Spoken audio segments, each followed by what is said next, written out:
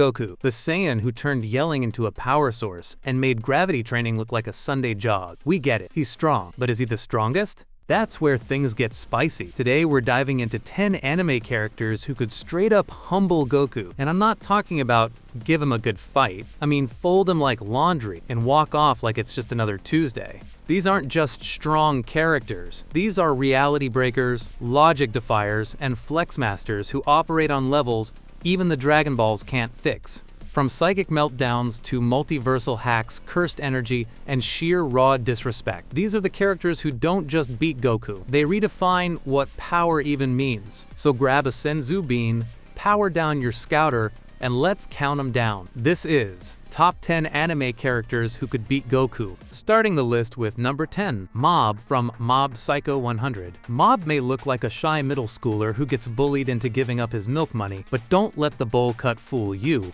This kid is basically a walking spirit nuke with emotions as the trigger. Once his emotional meter hits 100%, you're not facing a boy, you're facing a psychic tsunami in human form. Goku might be able to throw Kiblat, but Mob can just bend reality and crush your soul with a casual nosebleed. Man's out here defeating city-level threats while worrying about his crush not texting him back. Nah, Mob doesn't even want to fight, which makes him scarier. He'll hesitate, cry a little, and then boom, the entire area code is upside down.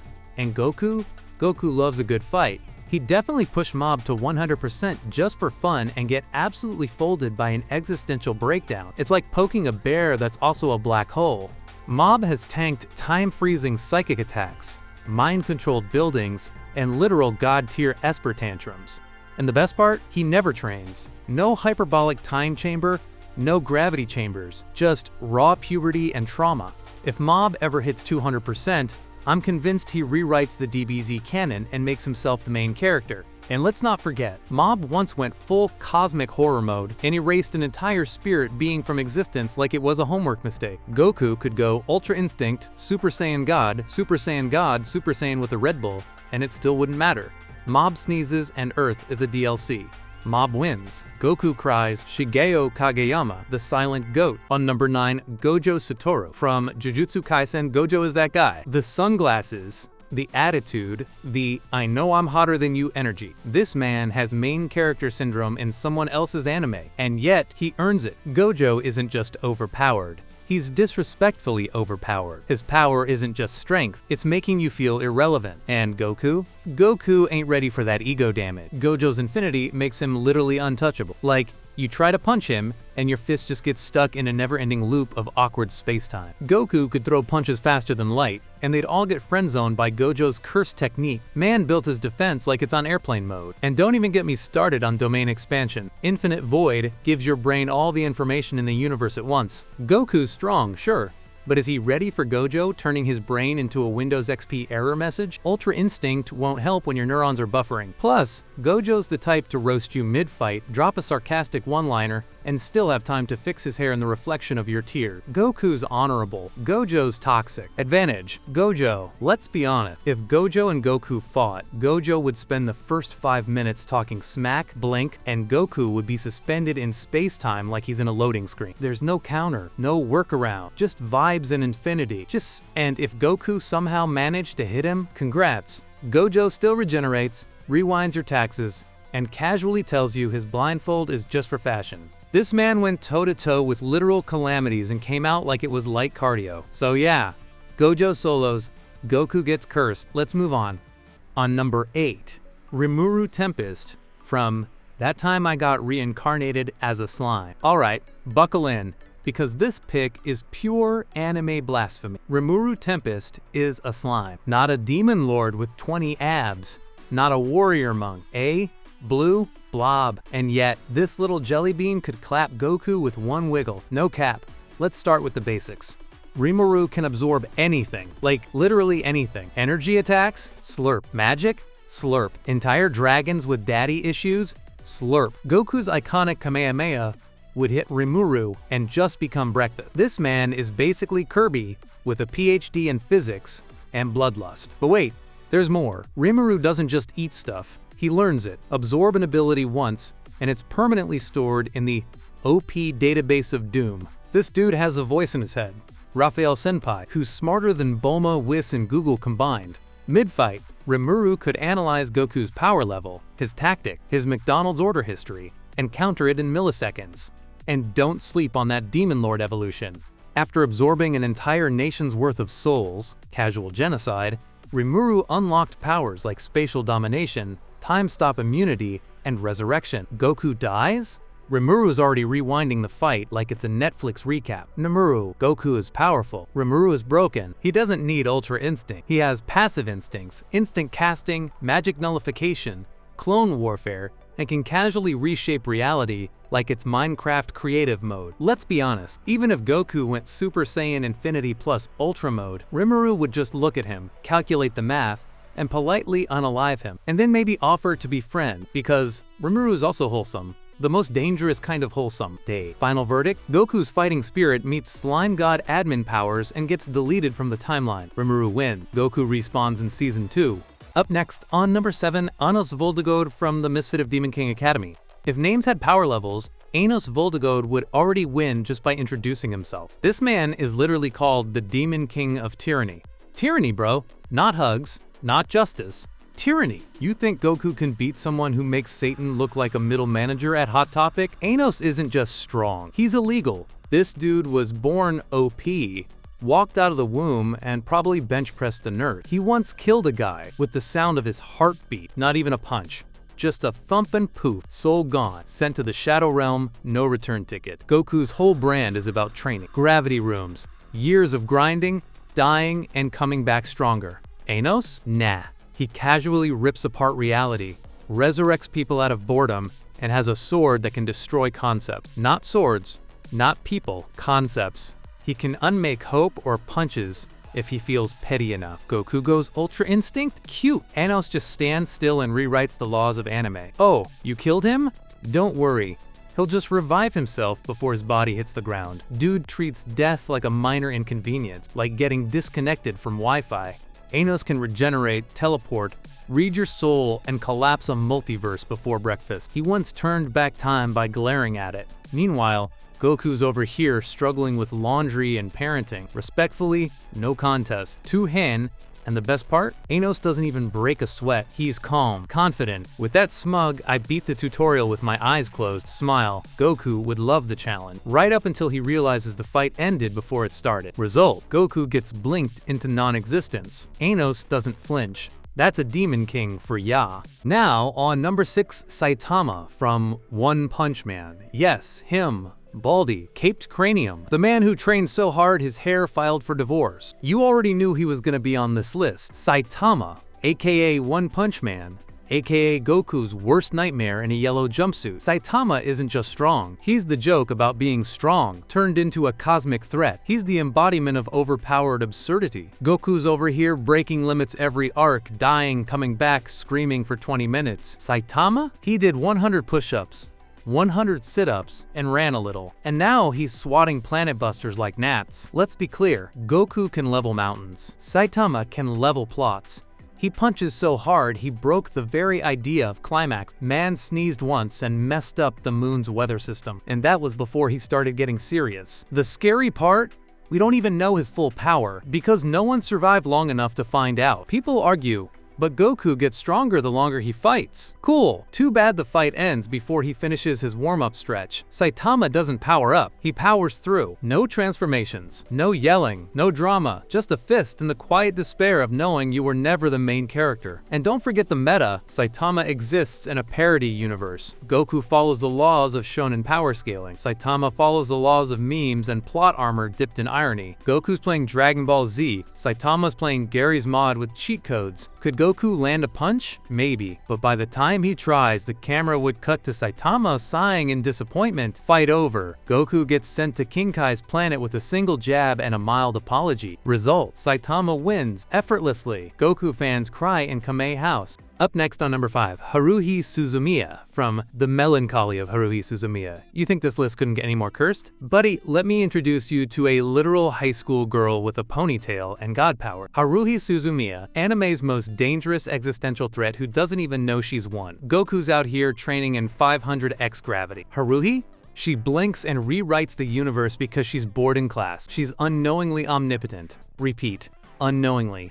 That's like giving a toddler a nuke and telling her it's a fidget spinner. Haruhi once got mildly annoyed about school being boring and accidentally created a new timeline. She wanted aliens and espers to exist, so reality said, 8, bet, and made them real. Just like that. So how does she beat Goku? She unmakes Goku, or writes him into a rom-com, or gets upset that Dragon Ball sounds dumb and deletes the franchise from the fabric of existence. Goku can't punch a god he doesn't even know exists. And even if he could, Haruhi would just rewrite physics so punches don't work anymore. Or make it so Saiyans never existed. Goku goes poof. No super, no Saiyan, just a confused man in an orange jumpsuit. Luz. Meanwhile, Haruhi's at school complaining about cafeteria food and accidentally initiating the Big Bang 2.0. This isn't just power scaling, this is power skipping. Goku fights based on strength. Haruhi bends the laws of anime, genre, and continuity by sneezing. And if she ever finds out she has these powers, it's game over. Not just for Goku, for you, me, the studio animating the episode. All gone. Credits roll. Theme song plays backward. Verdict: Haruhi doesn't beat Goku in a fight. She accidentally cancels him from reality because she got a B+ on a quiz, and then wonders why her anime suddenly got less orange. Now on number 4, Lelouch vs. Britannia from Code Geass. Oh yes. The edgy chess prodigy with daddy issues and eyeliner so sharp it can slice through timelines. Lelouch vs. Britannia, the only man on this list who could beat Goku, not with punches, but with straight-up psychological warfare and one eyeball. Goku is strong, but Lelouch, he's a tactician. While Goku's charging a spirit bomb, Lelouch is already 6 steps ahead, sipping tea on a mech throne, and has legally adopted Goku's son. Let's talk about the Geass. Lelouch's power to give anyone an unbreakable command by making eye contact. One gaze, one order, no takebacks. So while Goku's out here like, I'm not gonna hold back anymore, Lelouch hits him with, Goku die, and that's it. No big battle, no ki blasts. Just a confused Saiyan face planting into the dirt because his brain said, yes, my king. Ultra Instinct? Doesn't matter. Super Saiyan God? Too bad.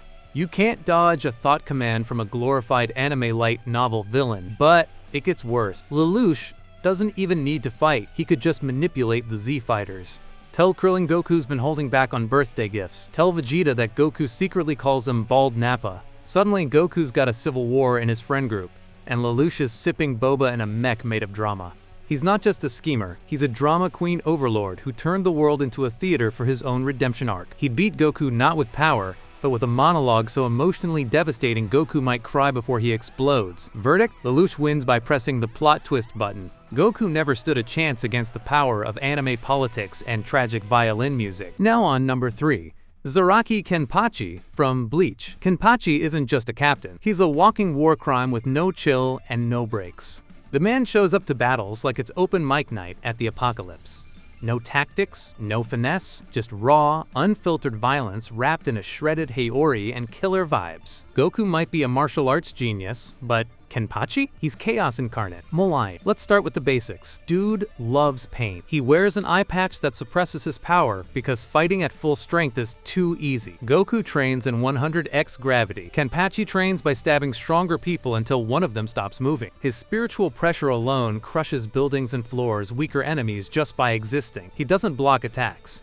He tanks them with a smile and calls it foreplay. And when he finally does take off the eye patch, it's over. His spiritual pressure goes Super Saiyan without needing a transformation. Goku gets stronger when he's angry. Kenpachi gets stronger just because the fight is fun. This man gets a Zanpakuto that screams and a Bankai that literally turns him into a berserk demon with enough power to slice through dimensions. He once cut a meteor in half. A meteor, just because it was there. Goku's strongest technique is Ultra Instinct. Kenpachi's strongest technique is being unkillable out of spite. He got stabbed through the chest and said, "Cool story, bro," then kept swinging. The more damage he takes, the wilder he becomes. It's like trying to beat a boss that gets stronger the closer to death it gets. Goku might be pure-hearted, but Kenpachi? He's pure battle. No ki beams, no transformations, no shouting for 10 episodes. Just steel, scars, and smoke. Well, Mucka, if they fought, Goku would ask for round 2. Kenpachi would already be laughing during round 3.